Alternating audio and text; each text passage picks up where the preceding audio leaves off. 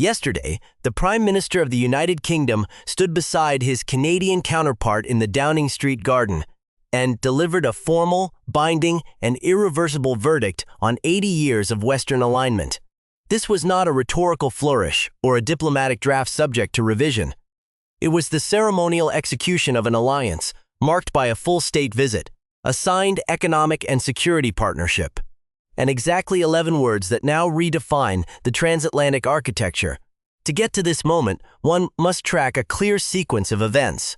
For 2 years, the bedrock of American-led alliances has been visibly fracturing, with Canada executing a steady strategic pivot, Germany undertaking a comprehensive strategic realignment, and both Japan and South Korea diversifying their supply chains and security dependencies away from Washington. Through every previous rupture, tariff, and diplomatic slight, the United Kingdom remained the solitary, consistent defender of the status quo, declining invitations from Mark Carney to join alternative coalitions and maintaining that private assurances from the White House would be honored.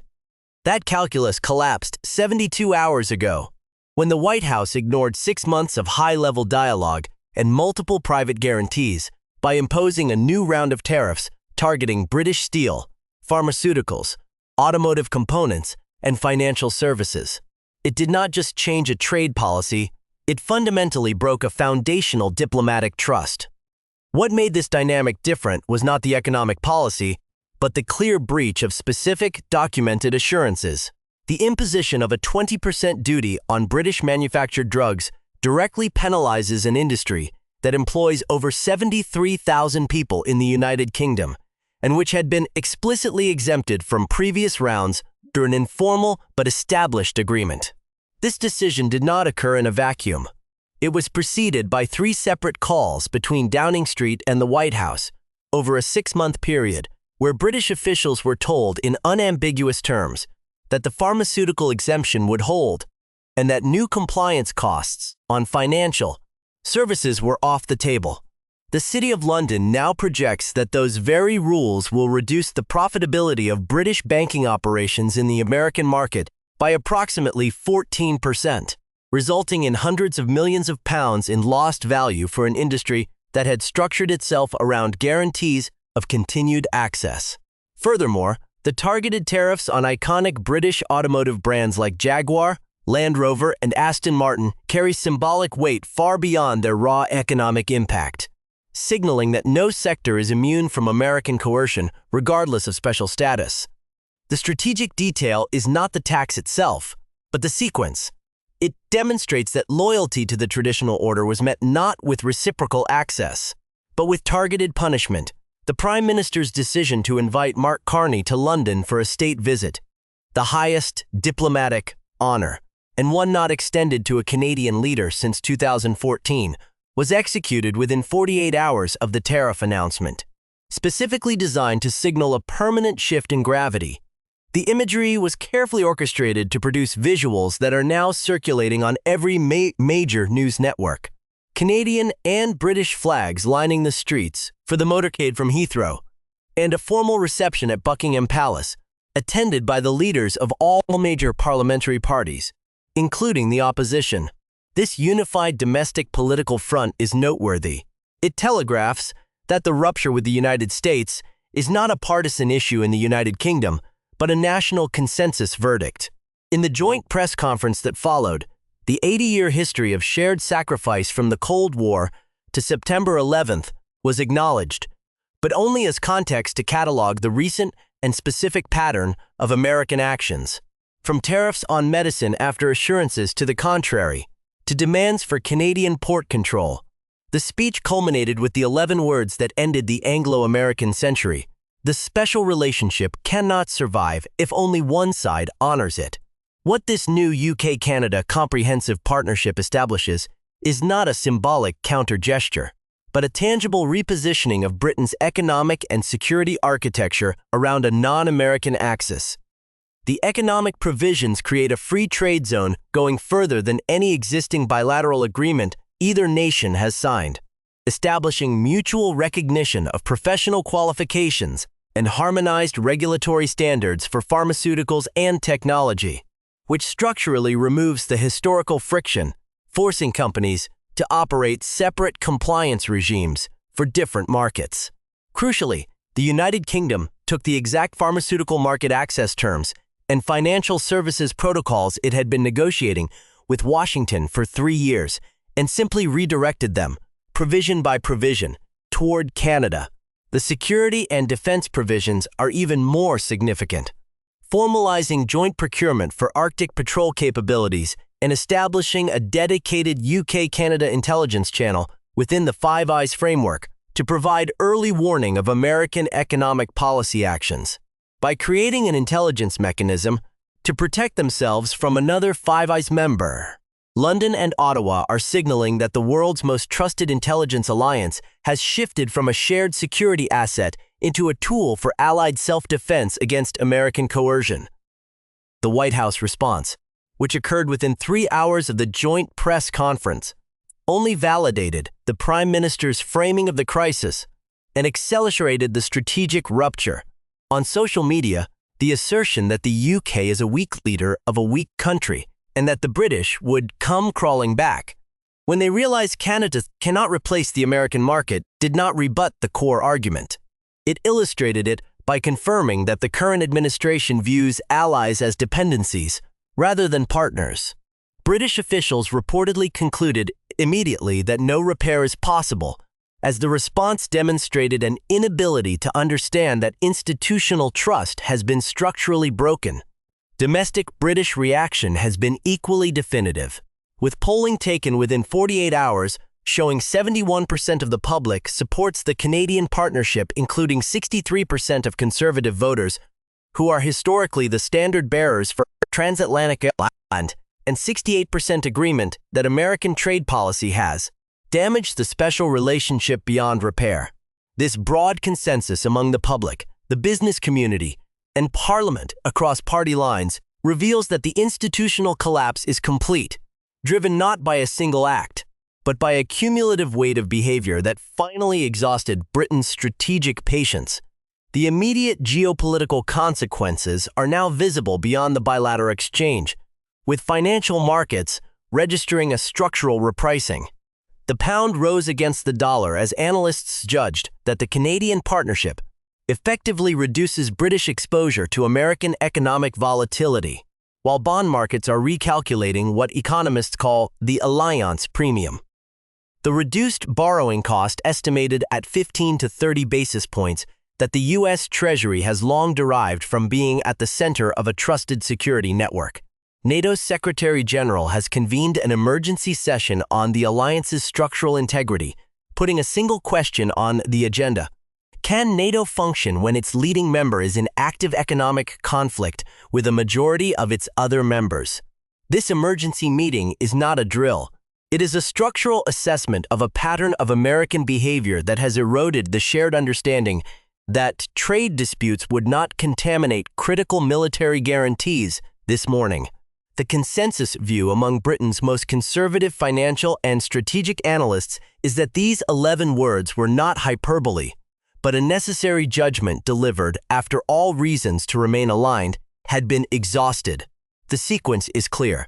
Betrayal of private assurances was followed by a comprehensive, long-term strategic reorientation that redirects Britain's trade, intelligence sharing, and defense procurement away from Washington. The special relationship, once assumed permanent, is over.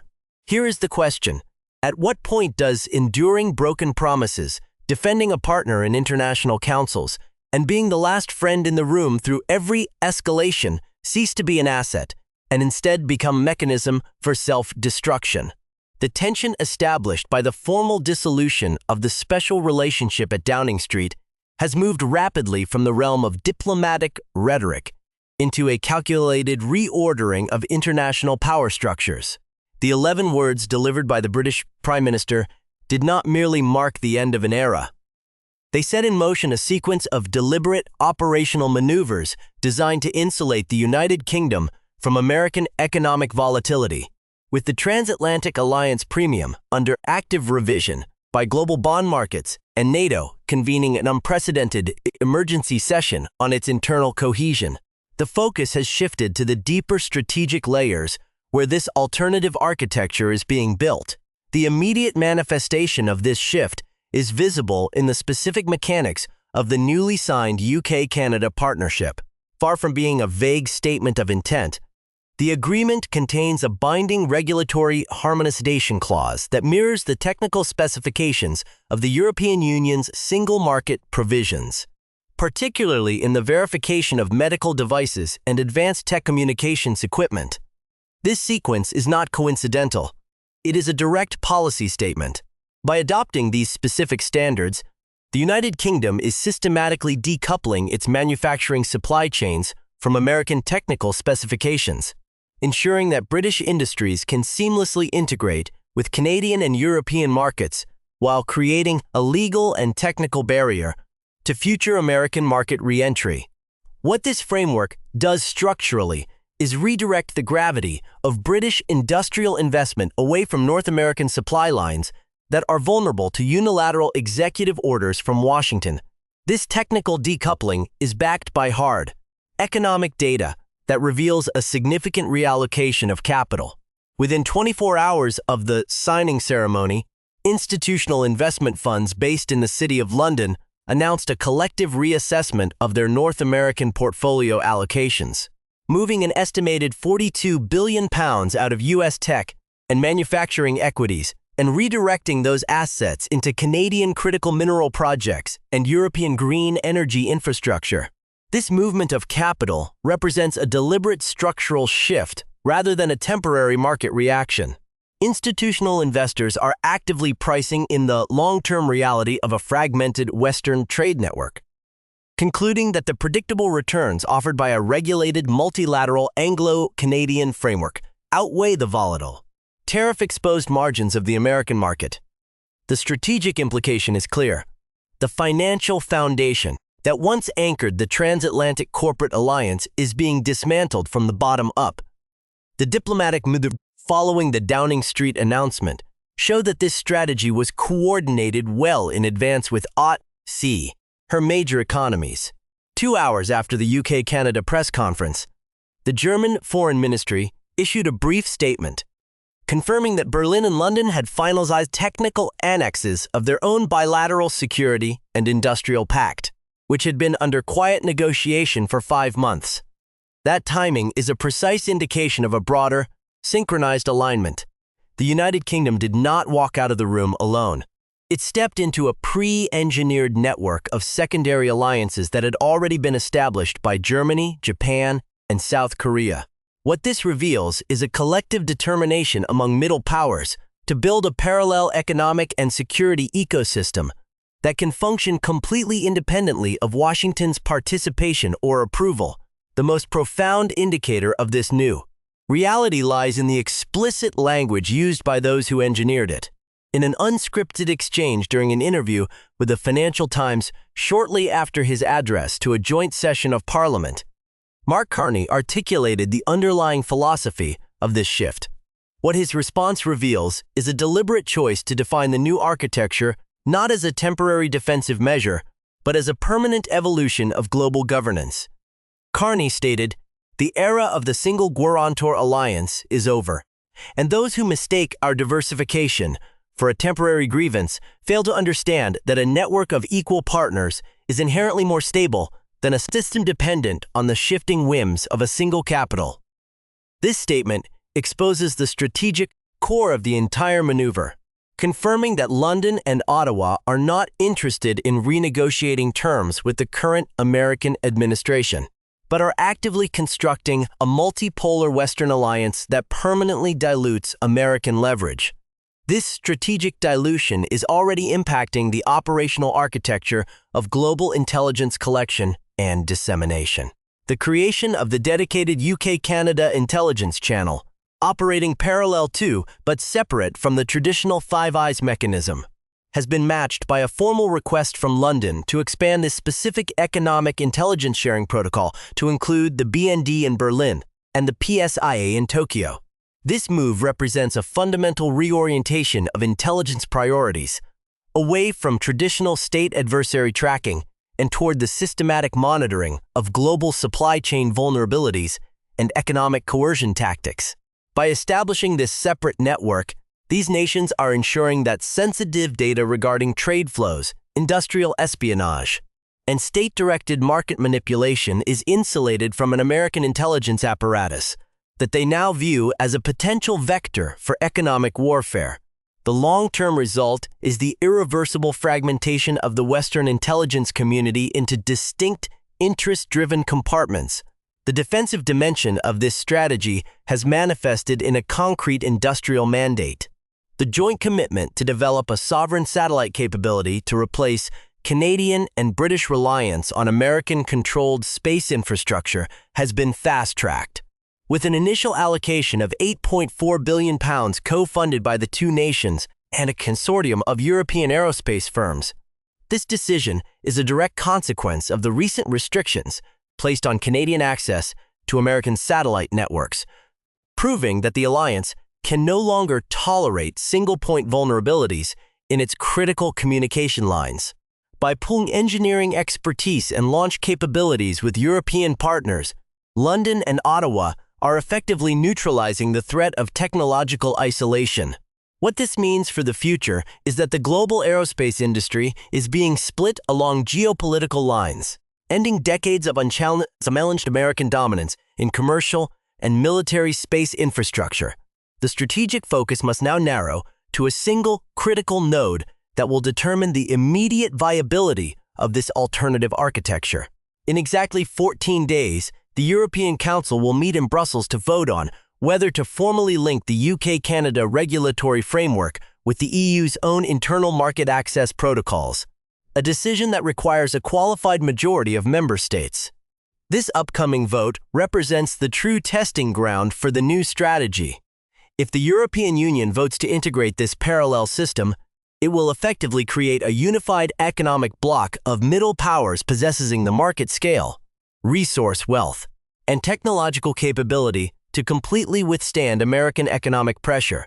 But if internal divisions within Europe delay or block the integration, London's bold strategic gamble risks leaving the United Kingdom isolated between an indifferent Washington and a hesitant continent. The technical and regulatory decoupling unfolding across the Atlantic reveals that this crisis is no longer a temporary diplomatic dispute, but a deliberate, structural fragmentation of the Western alliance system. As global financial markets actively reprice the alliance premium sovereign states, reallocate billions in capital, the initial shock of Downing Street's 11 words has solidified into a permanent strategic reality. To understand the long-term trajectory of this shift, the analysis must move beyond individual trade policies and isolate the specific, long-term strategic realities now facing each major global actor as this alternative architecture takes hold. For the United States, the loss of its most historically loyal partner marks a fundamental degradation of its global leverage and a long-term inflation tax on its own citizens.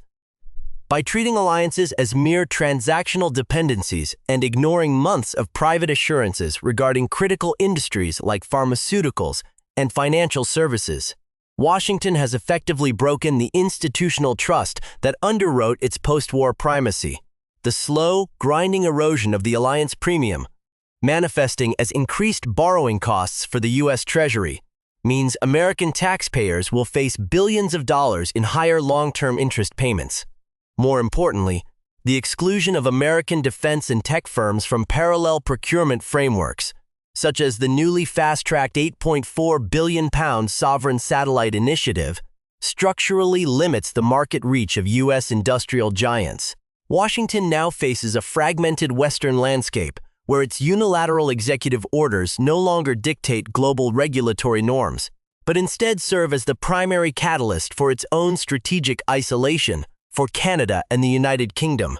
This newly forged axis represents a calculated transition from vulnerability to collective insulation. By systematically mirroring the European Union's single market specifications and establishing a dedicated, bilateral intelligence-sharing protocol within the Five Eyes infrastructure, London and Ottawa have successfully engineered a parallel economic and security ecosystem. This strategy structurally shifts the center of gravity away from a volatile North American trade corridor and toward a highly regulated, predictable, multipolar network. The immediate consequence is a permanent diversion of institutional capital. The initial relocation of £42 billion out of U.S. equities into Canadian resource development is merely the first wave of a broader diversification effort. These two middle powers have effectively demonstrated that security guarantees and economic survival are no longer contingent on American goodwill, permanently altering the bargaining dynamics of middle power diplomacy. For continental Europe, the formal fracture of the Anglo-American relationship presents a critical decision point that will accelerate its own strategic autonomy. The synchronicity of the United Kingdom's announcement with the finalization of Berlin's bilateral security and industrial pact reveals that European leaders were not passive observers, but active architects of this transition. By anchoring this alternative system to the continent's regulatory standards, Europe stands to absorb a significant portion of the capital and industrial supply lines fleeing American market volatility. The upcoming European Council vote on whether to formally link the UK-Canada regulatory framework with the EU's internal protocols is the next critical operational milestone. A positive outcome will create a unified economic bloc with the market scale and resource depth required to render unilateral tariff coercion entirely obsolete, effectively shifting the global regulatory balance of power away from Washington and toward Brussels and its partners.